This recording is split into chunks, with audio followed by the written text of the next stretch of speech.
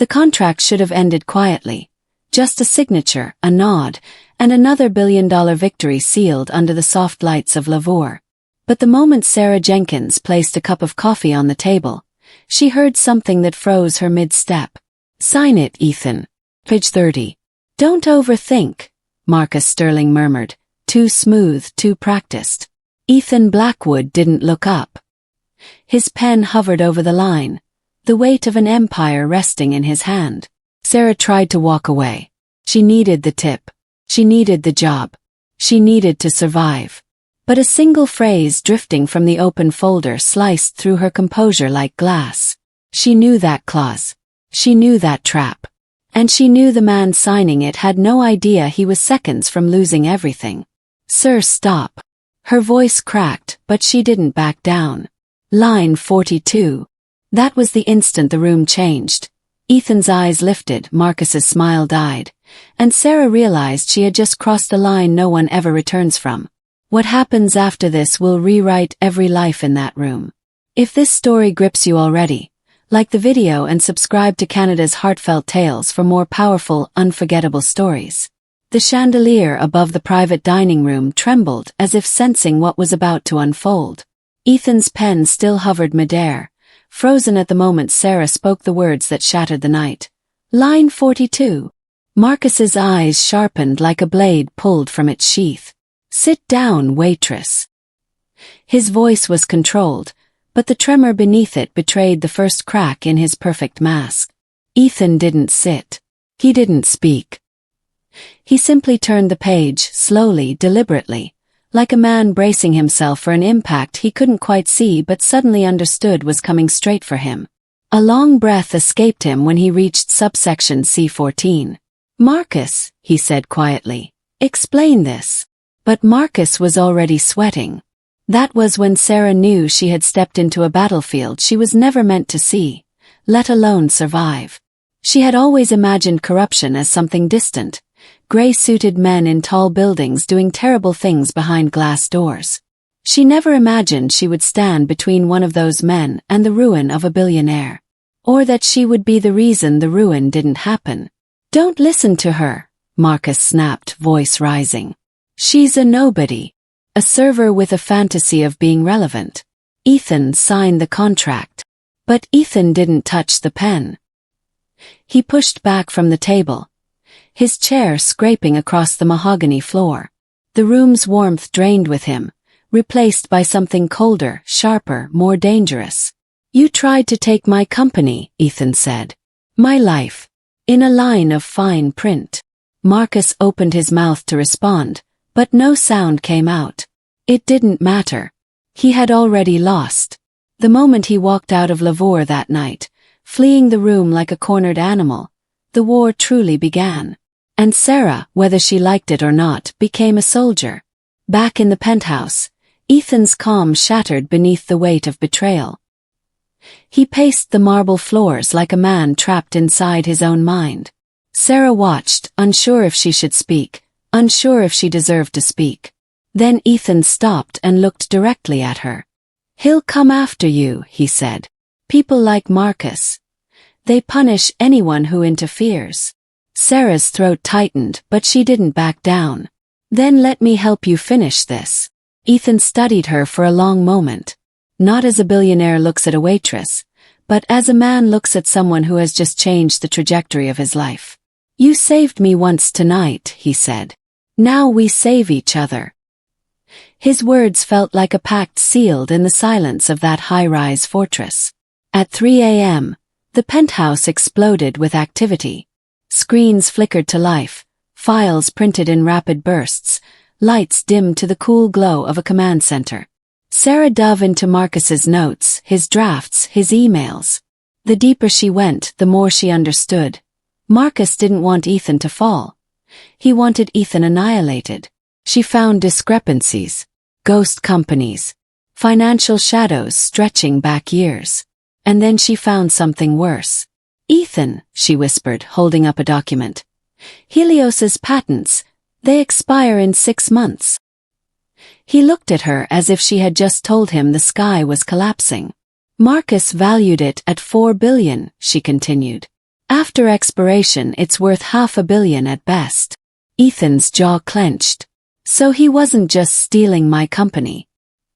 He was setting me up to destroy it myself. Sarah didn't speak. She didn't need to. He pressed his hands against the table, knuckles whitening. 10 years, he said quietly. I trusted him for 10 years. Sarah saw something break in Ethan, something small and human and tired. And it fueled her determination to keep going. Just when they thought they had hit the bottom, Ethan found something darker buried in the servers, a dormant program designed to activate at 8 a.m. if Marcus didn't manually reset it. What does it do? Sarah asked. Ethan exhaled slowly.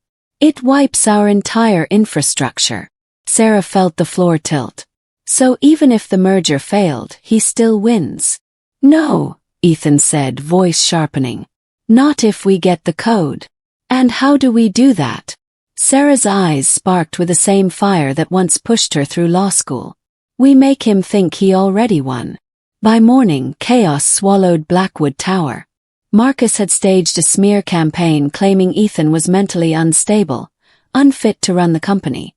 Cameras and reporters gathered like vultures waiting for a fall. But what walked into the boardroom wasn't a fallen CEO. Ethan entered with Sarah by his side, no longer a waitress but a force in crimson. Heads turned. Whispers spread like wildfire. Even Marcus faltered. Who is she? He scoffed. Your new delusion. But Sarah didn't flinch. She stepped forward and laid a tablet on the table. Gentlemen, at 8 o'clock this morning, your entire company was scheduled for deletion. Gasps erupted. Marcus laughed, but it was too sharp, too thin. You can't prove anything. I don't need to, Sarah said. Ethan, show them. The monitors switched to the nursing home footage. Marcus went pale. You threatened her mother. Ethan demanded. That's fake. Marcus barked. But Sarah held her phone, calm and steady. We have the message you sent your fixer. 'Twas a lie. Perfect lie. The kind of lie that exposes the truth in a guilty man's soul. Marcus cracked. His voice rose. His hands shook. His composure vanished. Give us the code, Sarah said. Or you walk into prison without a chance to breathe free air again. Defeated, Marcus handed over the drive. His fingerprint unlocked the program just minutes before the scheduled wipe. But even then, he found one last shard of arrogance to throw. You think you've beaten me, he said to Sarah. But you made the wrong enemy. Sarah didn't blink. No, I made the right stand. He stormed out, straight into the beginning of his own ruin. 4 days afterward, Sarah thought the worst was over. Ethan reinstated control of the company. The board folded under the truth. Everything seemed steady. Until Marcus filed a federal lawsuit. Until he twisted her father's legacy into a weapon. The moment Sarah read the accusation, that she was using the same fraudulent tactics her father allegedly used, she broke. Not loudly. Not dramatically. But in the quiet collapse of someone who has carried too much for too long. Ethan found her in her office, hands trembling, breath unsteady. He's using my father's death, she whispered. He's trying to erase what actually happened. Ethan knelt beside her chair. Then we destroy his lies. The plan was reckless, illegal, and brilliantly simple. Ethan scheduled a meeting at Marcus's old firm, Sterling and Vance, pretending he wanted new representation. While partners swarmed him with promises and false smiles, Sarah, disguised in a gray suit, slipped downstairs into the archives. There in box 402 she found the notebook. The death sentence. The truth. The arrogance of a man who believed no one would ever catch him. Page 20. Drafted the exit note today. Practiced the signature for 3 hours. Perfect. He'll never know what hit him. Rows of her father's forged signature lined the page beneath it. Proof. Real undeniable proof. Sarah didn't cry. She didn't freeze. She simply whispered, "Got you." Then a voice answered from the doorway. "Actually," Marcus said, "I got you." He leveled a silenced gun at her heart. Sarah's mind didn't race. Sharpened. She tapped the earring Ethan had given her that morning. Subsection D9 of Blackwood Security Protocol, she said evenly. You're on live audio. Marcus's expression cracked open in real fear. When the FBI burst through the door, his arrogance evaporated. He didn't walk out of Sterling and Vance. He was dragged, screaming, cursing, breaking. And for the first time since the night her father died, Sarah felt the world shift toward justice. The press called Sarah a miracle. The board called her a savior. Investors called her the reason Blackwood Tech survived. But none of them knew the real truth. She had simply refused to stay small. Refused to stay silent. Marcus awaited trial. No bail. No allies. No empire left to burn. He was alone at last in the darkness he built for others. And Sarah.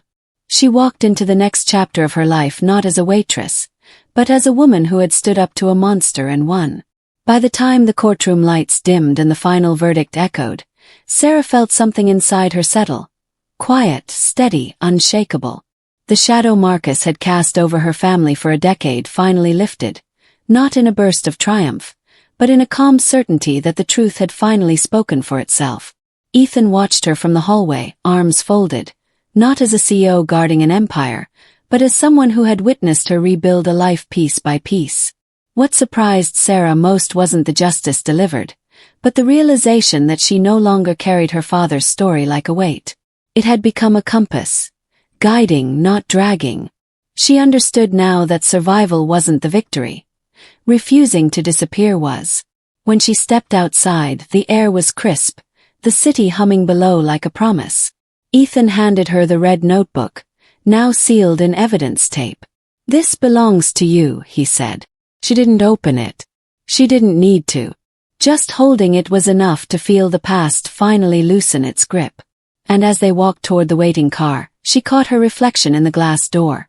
No longer the woman serving tables in silence, but someone who had stood her ground in a room full of power and refused to shrink. That image stayed with her, bright as the city lights behind her. If Sarah's journey moved you, please like this video, share it with someone who needs it, and subscribe to Canada's Heartfelt Tales to help the channel continue bringing stories of resilience and hope to life.